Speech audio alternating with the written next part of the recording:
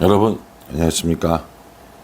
4월 8일 수요일 넘치는 우리 교회 매일 묵상 시작하도록 하겠습니다. 오늘 본문 말씀은 요한복음 21장 15절부터 25절까지 말씀입니다. 오늘 요한복음 이제 마지막 시간인데요. 요한복음을 통해서 우리에게 주신 은혜가 참 많은 것 같습니다. 특별히 이번에는 필사를 같이 하게 돼서 정말 많은 분들이 필사를 참가하셨거든요. 대략 따져봐도 한 70명 정도가 참여를 했어요. 애들부터 전부 다 해서. 근데 사실은 뭐 거의 대부분이 다 하셨다고 보면 될 것 같아요. 뭐 여러 가지 이유 때문에 못 쓰신 분들 있을 텐데 괜찮습니다. 다음에 또 쓰시면 되니까. 다음은 사도행전 쓸 거니까 제가 미리 말씀드려요. 사도행전 쓸 거니까 또 그때 가서 이렇게 또 쓰시면 될 것 같습니다. 필사를 하면서 요한복음을 쓰다 보니까 요한복음의 어떤 메시지가 더 깊이 남았다고 할까요? 그런 부분들이 있는 것 같습니다. 함께 해주신 또 묵상해 주신 또 모든 분들께 진심으로 감사드리고요. 작은 이벤트를 하나 해보려고 해요. 오늘까지 묵상하고 요한복음을 묵상하면서 어떤 부분이 좋았는지, 이번에 요한복음을 묵상하면서 참 이런 부분이 좋았다라고 이렇게 생각되어지는 부분들을 저한테 써서 카톡으로 보내주시면 제가 소정의 상품을 드리겠습니다. 소정이에요. 뭐 이런 걸 주나 싶을 정도로 소정이니까 상품 때문에 이벤트 참여하는 거 아니라는 거 저 너무 잘 알아요. 그러나 여러분들의 묵상하면서 어떻게 요한복음을 묵상했는가가 궁금해서 이런 거 하는 거니까 이 작은 이벤트 여러분 참여해 주시면 좋겠습니다. 혹여라도 우리 교회 교인이 아닌 분들이 이 매일 묵상을 보시면서 저한테 문자를 이렇게 저는 이런 부분에 은혜 받았습니다 라고 하면 제가 그냥 아멘 해드릴게요. 아멘 해드릴 거니까 우리 교회 아닌 성도 아닌 분들은 말고요, 우리 교회 분들에게만 해당되는 이벤트라는 걸 제가 말씀을 드립니다. 어제 본문에 예수님께서 갈릴리 바다로 오셔서, 디베라 바다죠, 오셔서 제자들 만나시고 물고기를 잡으라고 하셨고 함께 식사를 하셨어요. 아침 식사를 마치고 베드로와 예수님께서 이야기를 하십니다. 15절에요. 그들이 조반 먹은 후에 예수께서 시몬 베드로에게 이르시되 요한의 아들 시몬아 내가 이 사람들보다 나를 더 사랑하느냐 하시니 이르되 주님 그러하나이다. 내가 주님을 사랑하는 줄 주님께서 아시나이다. 이르시되 내 어린 양을 먹이라 하시고, 이렇게 얘기합니다. 아침 먹은 후에 예수님하고 베드로가 둘이 이제 얘기를 하는 거예요. 그런데 예전처럼 베드로야 라고 부르지 않고요, 요한의 아들 시몬아 라고 불러주십니다. 베드로가 뜨끔했을까요? 아니면 새로운 의미를 부여해 주는 거라서 좋았을까요? 그건 잘 모르겠지만 베드로에게 뭘 물어보시냐면 너는 나를 사랑하니? 라고 물어보십니다. 참 이 질문이 베드로가 얼마나 참 대답하기 힘들었을 질문인가 싶기는 합니다. 예수님, 저 예수님 사랑해요. 제가 얼마나 예수님 사랑하는 줄 여기 있는 사람들보다 예수님 제가 더 많이 사랑해요. 이렇게 이야기해야 될 베드로잖아요. 우리가 알고 있는 베드로라면. 근데 차마 그렇게 못하고 예수님, 제가 예수님 사랑하는 걸 예수님 아시잖아요. 라고 이렇게 물어봅니다. 많은 학자들이 이 부분에 여러 가지 이야기들을 합니다. 예를 들어서 예수님이 내가 나를 사랑하느냐라고 할 때 아가페로 물어보셨는데 베드로가 대답할 때 필레오로 대답했어요. 그러니까 하나님의 사랑과 인간적인 사랑을 이렇게 얘기해서 예수님의 대답에 기대에 미치지 못했기 때문에 베드로에게 계속 질문하셨다라고 이렇게 이야기하는 분들도 있습니다. 학자들도요. 사실 그렇게까지는 아닌 거고요. 요한복음을 보나 또 다른 성경에 보나 아가페라는 말과 필레오라는 말이 자연스럽게 되게 혼용되어서 써지는 경우도 많이 있습니다. 예를 들어서 제가 누군가에게 사랑합니다 라고 얘기할 때 그 사랑의 의미는 굉장히 많은 걸 담고 있는 걸 거 아니에요. 어떤 부분에서는 아가페, 어떤 부분에는 필레오 이런 것들이 섞여 있기 때문에 사실 그런 차원의 문제는 너무 지나치게 학문적으로 연구한 게 아닌가 싶은 마음은 사실 있습니다. 어쨌든 간에 예수님께서 내가 나를 사랑하느냐고 물어보셨고 베드로는 내가 주님을 사랑하는 줄 주님이 아십니다 라고 대답하니까 예수님께서 베드로의 할 일을 알려주시는 거예요. 어제 본문만 해도 나는 물고기 잡으러 갈 거야, 나는 특별히 어떻게 해야 될지 모르겠어, 이런 상황이었는데 예수님께서 새로운 사명 그리고 해야 할 일을 알려주신 거죠. 그게 뭐냐면 내 어린 양을 먹이라, 이렇게 얘기합니다. 이게 뭐냐면 목양인 거예요. 목양에는요 복음을 전하고 그 복음을 받은 사람을 양육하고 그 사람을 하나님의 일꾼으로 세우고 또 그 일꾼이 또 다른 사람들을 낳을 수 있는 이런 것까지의 모든 과정들을 목양이라고 우리가 부른단 말이에요. 그러니까 베드로에게 복음을 전하고 사람들을 가르치고 사람들을 양육하고 그 사람이 다시 다른 사람을 재생산할 수 있을 때까지라고 하면서 목양의 어떤 이런 것들을 알려주시는 것들을 볼 수 있습니다. 베드로에게 다시 한번 예수님께서 물어보세요.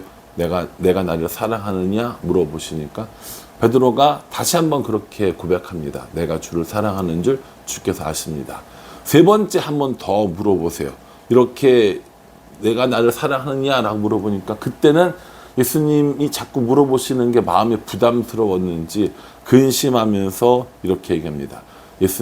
예수님께서는 모든 것을 아시니까 제가 예수님 사랑하는 것도 아시잖아요 라고 이렇게 근심하면서 얘기합니다. 이 부분에 베드로가 3번 부인한 것에 대해서 예수님께서 다시 3번 그 사명을 일깨워 주신 베드로의 상처를 치유하는 과정이었을 것이다 라고 이렇게 많이들 이야기합니다. 저도 그런 것 같아요. 3번 부인했잖아요. 그러니까 3번 다시 고백하게 하는 겁니다. 성경에서 3은 절대의 수거든요. 3번 부인했다라는 이 이론에서 베드로는 얼마나 마음이 상해 있겠습니까? 그런데 예수님께서 다시 오셔서 3번의 고백을 하게 하심으로 인하여서 예수님에 대한 이런 사랑 그리고 예수님에 대한 신뢰를 다시 회복하고 그 힘으로 뭐 하는 거예요? 목양에 전념하라고. 사람들에게 복음을 전하고 사람들을 고치고 사람들을 양육하고 재생산하도록 하는 이 모든 일들을 기쁨으로 하도록 베드로에게 다시 한번 기회를 주셨다라고 이렇게 생각할 수 있습니다. 우리도 신앙생활 하다 보면 잘 안 될 때가 있죠. 실패할 때가 있습니다. 믿음으로 살려고 했는데 믿음으로 살지 못하고 나의 만족과 나의 유익을 위해서 나의 체면을 위해서 그렇게 살아가며 신앙생활 할 때도 분명히 있습니다. 그럴 때 예수님을 다시 만나서 예수님의 사랑을 다시 깨우치는 일, 또 예수님을 다시 만나서 예수님에게 다시 사명을 부여받는 일, 이게 우리의 회복이라는 거죠.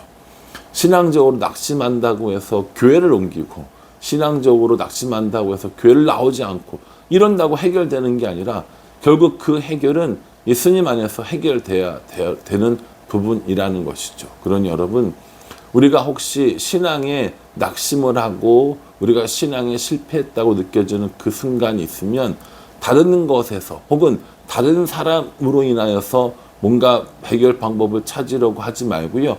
하나님 안에서 해결 방법을 찾으려고 하는 것, 이게 훨씬 중요하다는 것을 분명히 아셔야 됩니다. 베드로는 분명히 실패했습니다. 베드로는 예수님을 부인했고 베드로는 예수님을 모른다고 하는 아주 치명적인 실패를 했다라는 것이죠. 여러분, 예수님이 부르신 제자로 살면서 예수님을 모른다고 했다면 이거보다 더 치명적인 실수가 어디 있겠어요. 그러나 그런 치명적인 실수를 결국 예수님과의 만남에서 다시 치유받고 다시 해결하는 것을 볼 수 있습니다. 그러니 오늘 저와 여러분 이 베드로의 모습을 보면서 우리의 실수, 우리의 실패 가운데라도 하나님을 다시 만나는, 예수님을 다시 만나는 이 은혜 가운데 우리의 실패가 만회되어지고 우리의 실수가 만회되어지고 그 상처들이 회복되어지고 다시 하나님의 사명을 이루며 살아가겠노라고 결단하는 시간이 되었으면 좋겠습니다.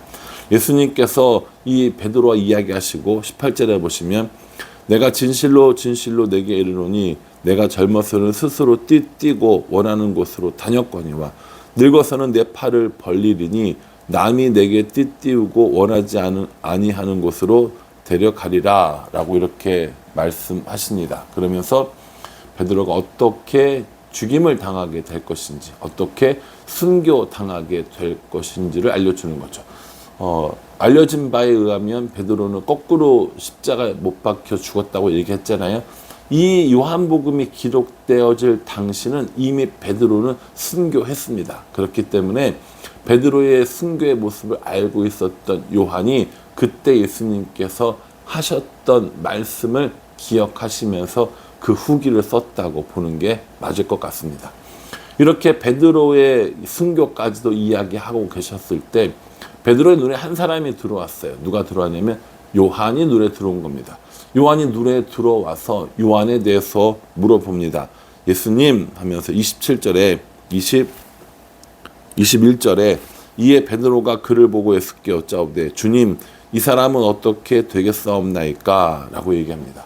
자신은 지금 어떤 형태인지 모르지만 팔을 벌리고 이렇게 남이 내게 띠띠우고 원하지 않는 곳 데려가리라 라는 이야기를 해주시니까 베드로가 요한을 보고 그러면 저 사람은 어떻게 되겠습니까? 라고 이렇게 이야기를 합니다. 왜 베드로의 눈에 갑자기 요한이 들어왔을까라는 생각도 해봅니다. 되게 은혜 많이 받았는데 다시 회복됐는데 다시 사명을 회복했는데 또 다시 또 요한이 눈에 들어온 이유가 뭘까? 예수님도 함께 있었는데 참 인간의 연약한 부분이 아닌가라는 생각을 해봅니다. 은혜 받고 돌아서서 내가 하나님께 은혜 받은 것에 대해서 기쁨과 감사로 살아가는 것이 아니라 다른 사람들은 어떤지, 다른 사람의 눈은 어떤지, 다른 사람들 앞에 내가 어떻게 보이는지 이게 또 신경 쓰였던 것이 아닐까라는 생각을 해봅니다. 예수님께서 뭐라고 얘기하시냐면은 22절에 여수께서 이르시되 내가 올 때까지 그를 머물게 하고자 할지라도 내게 무슨 상관이냐 너는 나를 따르라 하시더라 이렇게 얘기합니다. 예수님께서 뭐라고 하시냐면은 요한을 내가 다시 올 때까지 두든 말든 네가 무슨 상관이야 너는 나를 따라라 이렇게 말씀하셨거든요. 근데 이 베드로는 어디에 꽂혔냐면은 내가 올 때까지 그를 둔다 할지라도 이거에 꽂힌 거예요. 그래서 나가서 뭐라고 했냐면은 요한은 안 죽을 수도 있어 이렇게 얘기했다는 거죠. 그게 아니잖아요. 핵심은 뭐냐면 너랑은 상관없어 너는 나를 따라 이렇게 얘기하신 거라고요. 예수님께서 이야기하신 포인트를 베드로가 좀 잘못 짚은 면이 있죠. 근데 베드로만 그렇습니까? 아니요. 우리도 똑같습니다. 우리가 뭔가 이야기를 했어요. 그럴 때 다른 사람의 눈에 들어오는 거예요. 다른 상황의 눈에 들어오는 겁니다. 나의 형편이 보이기 시작하는 겁니다. 그러면 말씀이 왜곡돼서 내 마음에 자리 잡게 되는 거라고요. 예수님이 나에게 분명히 사명을 주셨어요. 베드로에게 주셨죠. 그런데 그 사명을 보고 가는 것이 아니라 내 앞에 있는 예수님 보고 가는 것이 아니라 옆에 있는 요한이 보였어요. 예수님의 말을 잘못 이해를 했어요. 그러니까 뭐라고 얘기합니까? 요한은 안 죽을 수도 있어 라고 하는 이런 말도 안 되는 얘기를 하는 거죠. 그러나 그게 아니었다라고 이렇게 얘기하시면서 아무 상관이 없는 일에 너랑 그게 무슨 상관이야. 너는 나만 보고 나의 사명을 이루는 일에만 집중해 라고 이렇게 이야기하십니다. 저는 오늘 이 말씀이 꼭 저한테 해주시는 말씀 같았어요. 왜냐하면 저도 하나님의 사명을 이루는 일에 자꾸 이것저것 신경을 쓰는 거예요. 다른 사람의 눈, 다른 사람의 어떤 시각, 이런 거 상관없이 독불장군으로 내 마음대로 내가 하고 싶은 것만 하겠다는 얘기는 아닙니다. 여러분 그런 얘기는 아닌 거 아시죠? 그런데 내가 이루어야 될 사명을 두고 자꾸 다른 생각을 하고 다른 사람을 보고 다른 환경을 보고 그렇게 된다면 이거는 참 잘못된 거라는 생각을 다시 한번 해봅니다. 그래서 저는 오늘 이 말씀 묵상하면서 내가 지금 하나님께 집중하고 있는지 아니면 다른 것, 다른 사람, 다른 상황, 이런 것들에 집중하고 있는지 스스로 돌아보면서 다른 것들을 바라보는 삶 아니라 하나님만 바라보는 삶을 살아야겠다라는 생각을 다시 한번 해봅니다. 하나님께서 내게 주신 사명을 기억하고 그 사명을 이루면서 살아가는 것, 그것이 하나님이 저에게 원하시는 것이고 제가 해야 될 일이 아닌가라는 생각을 해봅니다. 요한복음을 묵상하고 필사하면서 저도 개인적으로 참 많은 은혜를 받았습니다. 이런 은혜 가운데 은혜를 받았으니까 이제 하나님을 바라보고 하나님의 일을 하는 게 저의 할 일인 거고요. 다른 사람, 다른 상황, 다른 형편 바라보지 않고 오직 주님 앞에 저의 사명을 이루기 위해서 살아야겠다라고 다시 한번 다짐해 봅니다. 여러분들도 여러분들의 묵상을 저한테 한번 보여주시고요. 또 그렇게 작은 이벤트에 참여하셔서 요한복음을 잘 마무리했으면 좋겠습니다. 저와 여러분 모두가 요한복음을 통하여서 받은 은혜 가운데 하나님을 바라보며 하나님께만 집중하며 하나님이 우리에게 맡겨진 사명을 이루며 살아가는 우리 모두가 되기를 주님의 이름으로 축복합니다. 기도하겠습니다. 하나님, 요한복음을 묵상하면서 참 많은 은혜를 받았습니다. 오늘 베드로의 모습을 보면서 내가 주변을 너무 살피는 것이 아닌가라는 생각하면서 내게 주신 사명을 이루기 위해 주님을 바라보며 살아야겠다라는 생각들을 다시 한번 해봅니다. 하나님, 마음이 흐트러지지 않게 해주시고 하나님께만 집중하며 하나님께서 제게 주신 사명들을 이루며 살아갈 수 있도록 도와주시옵소서. 예수님의 이름으로 기도합니다. 아멘. 요한복음 묵상하시느라 수고 많이 하셨습니다. 이 묵상 가운데 하나님이 누구신지를 알고 나에게 주시는 교훈이 무엇인지 알고 그 교훈을 삶에 적용하면서 살아가는 우리 모두가 되기를 간절한 마음으로 기도하겠습니다. 작은 이벤트에도 많이 참여해 주시기를 바랍니다. 감사합니다.